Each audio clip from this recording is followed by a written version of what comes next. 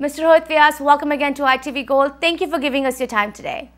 Thank you for having me on once again. Of course, I have to have you because, again, so much is happening in politics and more, so let's dig right into it, Mr. Vyas. My first question to you has to do with one of the biggest news that is being followed today. Day 2 trial of Derek Chauvin, the former Minneapolis police officer who has been charged with the death of George Floyd, 46-year-old black man who was killed by him last year in Minneapolis, where the officer placed his knee on his neck and he said he can't breathe. Today saw a lot of witnesses describe how he died.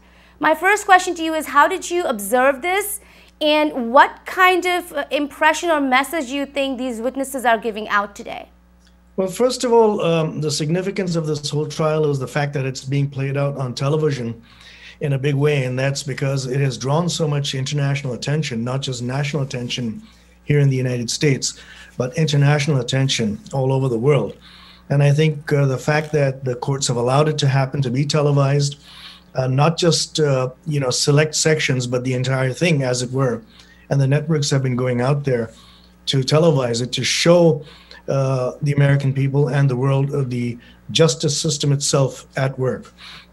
So that itself, to begin with, is extremely significant. And of course, a lot of surprises coming up. There are many witnesses who were there. We're beginning to hear about them for the first time, and therefore you're going to get different perspectives as to what people had seen out there, not just what the media was saying significantly, not just what the media was saying and reporting, but what actual people on the street saw. So that's going to be a very significant part of this entire trial. You're going to be hearing, versions from the police, from body cams, a lot of footage that is being released for the very first time, a lot of documents connected to this case that are also being released for the very first time. So there are going to be a lot of hiddens that we didn't know about up until now, the trial. And so that's what makes it for a very interesting case. Right, and the former police officer, Mr. Vyas, has pleaded not guilty, even though the whole world saw what happened that day. Why do you think he's pleading not guilty right now?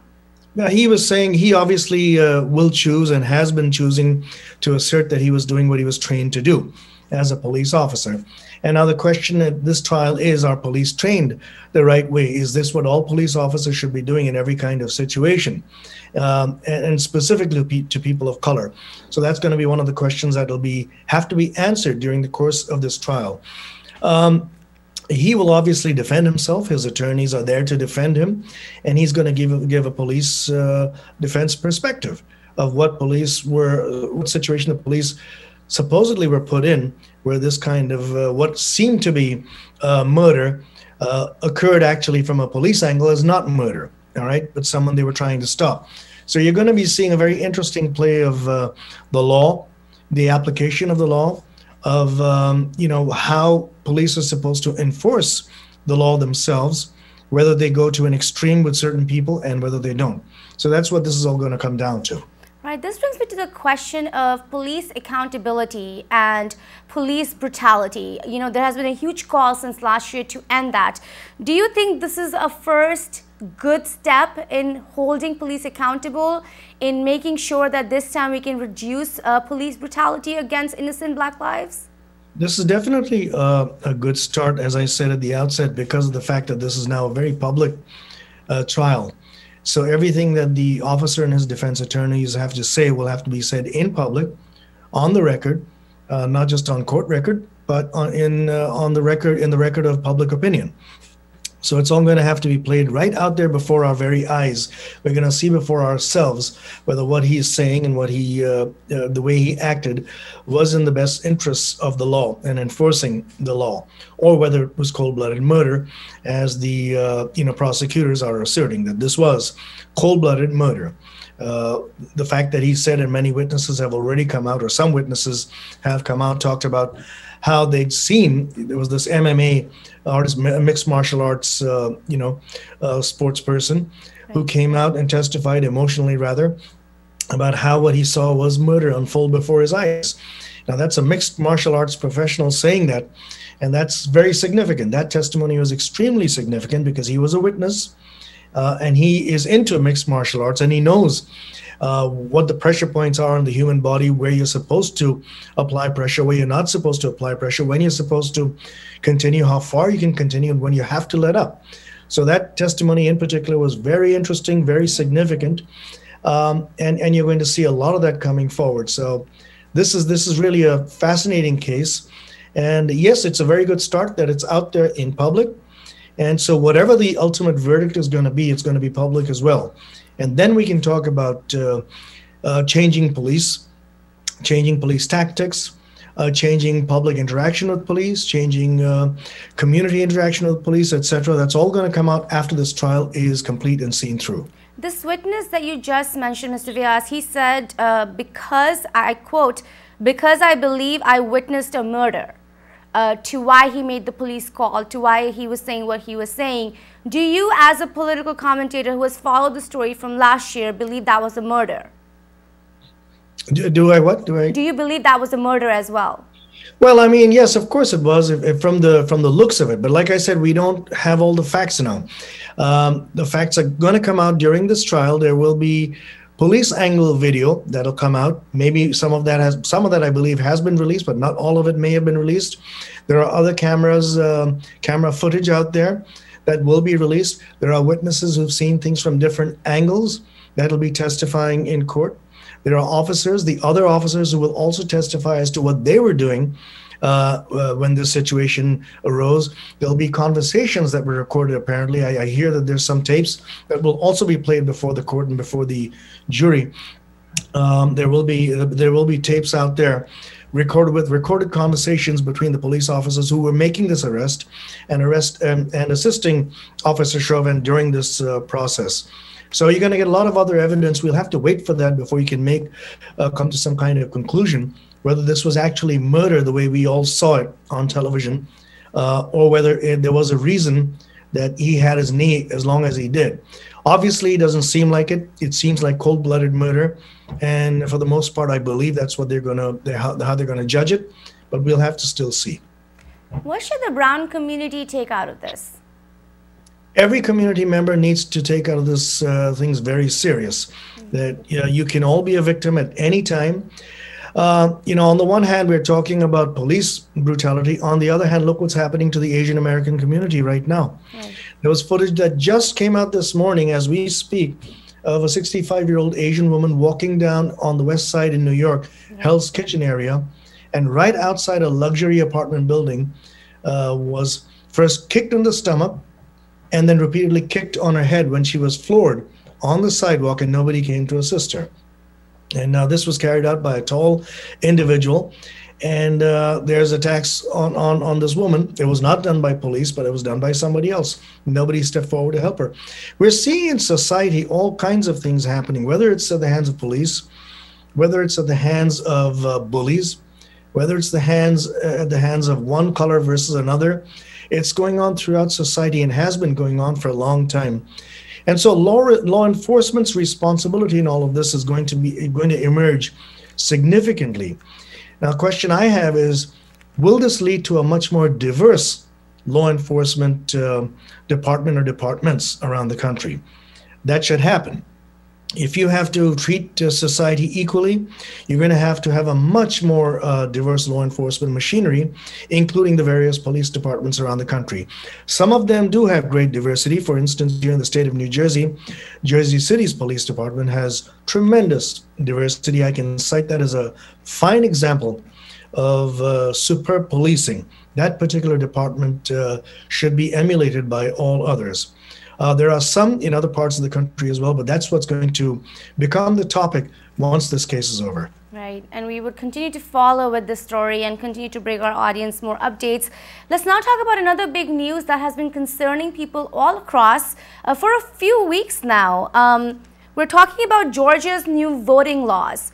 I would like to get some insight into what these laws, according to you, are trying to do, and what would happen if other GOP states start to follow this. And mind you, the NAACP is already suing them for this law. Yeah. Obviously, it's an effort to suppress the vote and targeting the minorities. who turned out there in this last election to vote in huge numbers and make the difference. And so obviously this is set to target exactly that kind of voting. Much of it is frivolous, useless. These laws are totally useless. Now, the point is, states do have the power to individually enact their own voting machinery laws and all the rest of it. And so they're going by the books of each state's right to do so. Whether the federal government can introduce legislation to prevent anything that would appear to be inappropriate remains to be seen. But I think that's what the Biden administration right now is trying to assess, if legislation can be brought successfully, that too, to stop these laws from taking place at the state level. Right. What is your prediction when you're looking at this? Do you think this will be like instated as a law, or do you think we'll have enough fight against it? It's there will be enough fight against it. It'll be challenged, first of all, legally. Everybody has a right to go to court and sue, which is what's happening. And they will sue to reverse the law. So legislators don't have the complete absolute power. There is the legal branch in the states, as indeed there is the legal branch at the federal level to look into such issues. But in the end, it is the voter. In the end, it is the legislators who, as representatives of the voters, enact most of the laws in the country. Okay, and that is when the judicial process steps in, is after the laws have been implemented. And so I expect there will be challenges, and then I expect there will be reversals. Of course, each state goes to elections as well. And then if the voters decide that what these people did was totally wrong and unacceptable, they will go and vote for somebody else. And then the laws can be reversed in new legislation. So just as these laws were enacted so affirmatively by, it seems, the Republicans, it can quite easily be reversed if enough people are upset. And so community leaders like the NAACP, etc., are moving fast and are not going to sit back and take this lying down. And there is a national movement to stop it happening in other states. Do you think the GOP in Georgia is just mad and angry at the fact that Georgia turned blue? Probably, very likely. That's what must have happened, and therefore this is a knee-jerk reaction, but a rather sinister knee-jerk reaction, in my opinion, for any political party to be undertaking. It seems like it is absolutely in response to the recent election, to the fact that they lost, and these are sore losers. And that's exactly what you want to stop. It's very reflective of President Donald Trump, who was the sore loser and still is the sore loser, and continues to insist that the election was a fraud when it wasn't. And there is no evidence to suggest that or to support that assertion. Yeah, let's see how many organizations end up suing them for this, and we'll again continue to follow this. Let's now talk about the Biden administration. I'd like to know, how are they doing currently, according to you, in all different spheres, and what are some key takeaways we should have right now about what they're doing? I think they're doing fabulously, for instance, in rolling out the COVID-19 vaccine. I think they're doing superbly in terms of bringing about awareness that the light is there at the end of the tunnel. But we still must persist with our social measures, such as social distancing, with the CDC guidelines. The CDC, director leader, Rochelle Walensky, came out with an emotional statement this week, talking about she sees doomsday ahead. Just as things are getting better, she sees doomsday ahead because many states are no longer observing the CDC protocols that are in place. And if you don't do that, the vaccines simply will not keep up in tandem with those who are not vaccinated and getting themselves exposed to the virus, or possible exposure to the virus, which will then lead to a complete collapse of this whole plan to halt the pandemic, as it were. So I think they've done a very good job, an effective job on that score. They've done an effective job in terms of the relief bill, the COVID relief bill that was passed and is now being rolled out. We're talking about the economic stimulus packages, right. Doing very well. It's been a smooth transition, unlike the last one, which was where there were plenty of hiccups. And President Trump didn't sign the bill till after it expired, leading to several delays at various state levels. And so I think the Biden administration has gone gung-ho to tackle that situation. He has also gone head first into tackling the situation at the southern border in terms of immigration by appointing Kamala Harris, the vice president, to be the point person to take a hard look at that situation and to come up with a solution. Right. When we're looking at, I'll have a question to you. When we're looking at what President Biden is doing, he's also appointing a lot of diverse individuals to his office. This is one of the administration that is full of people of color and, people of different sexualities as well. It's been a very open administration so far. How are you looking at these appointees, and has anybody been standing out to you? Yes, very good. As a matter of fact, I'm glad you asked that question just today. The news has broken that he has appointed probably the first, in fact, I think it's for certain, the first federal judge who is a Muslim in a U.S. court, in the United States court, and that's in the United States Court of New Jersey. Governor Phil Murphy in New Jersey has issued a welcome. A thank you to the Biden administration for this diversity. It's Zahid Qureshi, Magistrate Zahid Qureshi, Justice Zahid Qureshi, who has been nominated to the United States Court in New Jersey, and that's a first. He's going to be the first Muslim judge. It's an amazing appointment, I think, and I think that reflects the Biden administration's determination to pursue diversity in government, not just at the federal level, but at the state level, and to encourage that, because that's the only way America is going to be a true America, where everyone reflects, the entire country. And this country is no longer one that is white or that is black or that is Asian or that is anything, but it's everything all together. It's a melting pot, the proverbial melting pot. And that's what he's doing. Yes, definitely. And my final question to you actually has to be about what are some of the other stories that you're following that our viewers should know about right now? I think a lot of it is to do with foreign policy as well. That's been going on simultaneously. There's Myanmar with a military coup over there. Right. And the Biden administration has got a handle on that one and will be introducing sanctions if they do not go back to civilian power. Aung San Suu Kyi, the elected leader, is in prison. And many other, civilian leaders are in prison. But the people of Myanmar are speaking out. And Washington has been keeping a very close eye on that. He's also not being easy on China. He is being rather firm with China and with Russia. So, the United States is asserting itself once again on the international stage, which I think is extremely important. Also against North Korea, the same thing.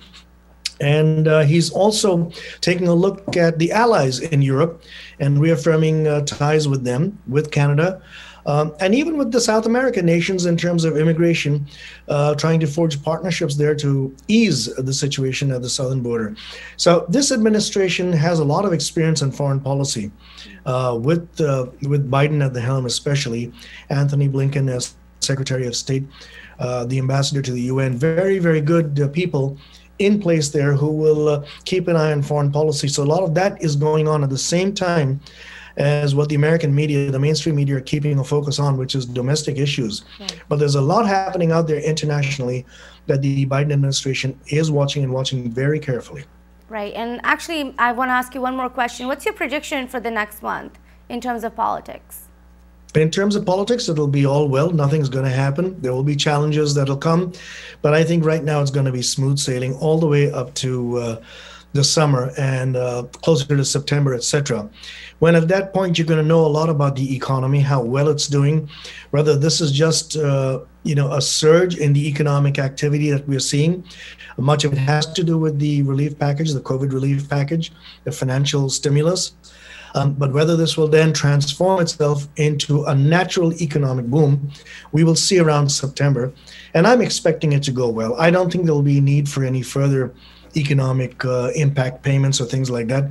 Maybe a month extension or two at the most. But I expect to see this administration lead the economy well ahead, full steam ahead into next year, 2022. Well, here's to hoping a lot of positive things happen here with us and all of our citizens living in this country. Thank you so much again for your time on ITV Gold. Thank you very much for having me on again.